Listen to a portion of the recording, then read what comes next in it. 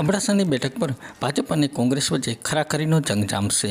રાજ્યસભાની ચૂંટણી સમયે કોંગ્રેસ છોડીને ભાજપમાં ગયેલા પ્રદ્યુમનસિંહ જાડેજાને ભાજપે ટિકિટ આપી છે।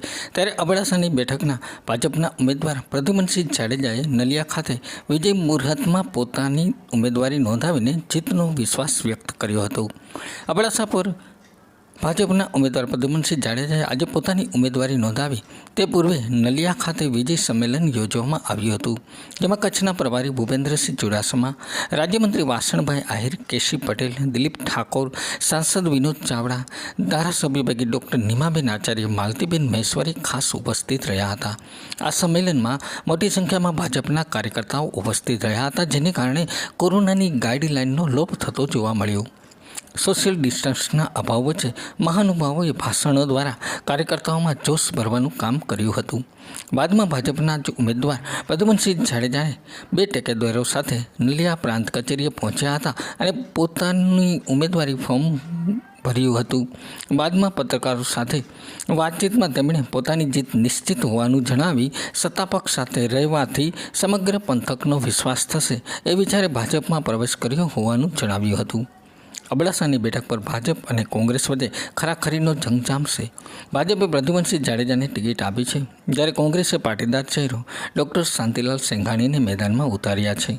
એક તરફ ભાજપના ઉમેદવાર સામે અનેક પડકારો છે, તો બીજી તરફ કોંગ્રેસને પણ તેનો ગઢ સાચવવા માટે એડી ચોટીનું જોર લગાવવું પડશે।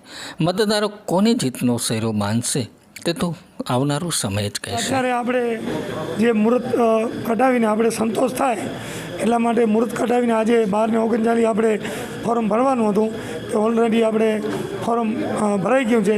હવે એની ચકાસણીની જે પ્રક્રિયા છે એ બાકી રહી, એટલે મંગળવારના આજે ફોર્મ ભર્યું છે અને ચૂંટણી પણ જાહેર થઈ હતી મંગળવારના, પાછું મતદાન પણ મંગળવારના છે અને પરિણામ પણ મંગળવારના છે। તો એ ફોર્મ ભરી દીધું।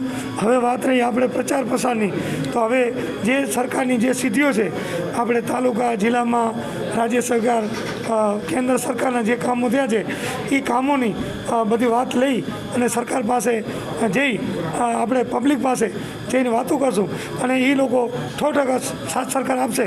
મારી જે રજૂઆત હતી તે ખાસ કરી ખેડૂતો માટે આપણે નર્મદાનું પાણી 3 તાલુકામાં, પછી એપીએમસી નખત્રાણા, કોઠારા આઈટીઆઈ, તેમજ આપણે ડેહાપર મામલેદાર કચેરી, તેમજ આ જે મકાનો ચડેલા નથી રેવન્યુમાં એ મકાનો, જે ગામ નથી રેવન્યુમાં એ ગામ, તેમજ એપીએમસી માર્કેટ નખત્રાણા બાયપાસ, સ્થાનિક લોકોને લાયકાતી પ્રમાણે રોજગારી મળવી જોઈએ એના માટે મારા પૂરેપૂરા પ્રયત્ન રહેશે અને તમામ લોકોને પૂછીને મેં પછી બીજેપી જોઈન્ટ કરેલી છે।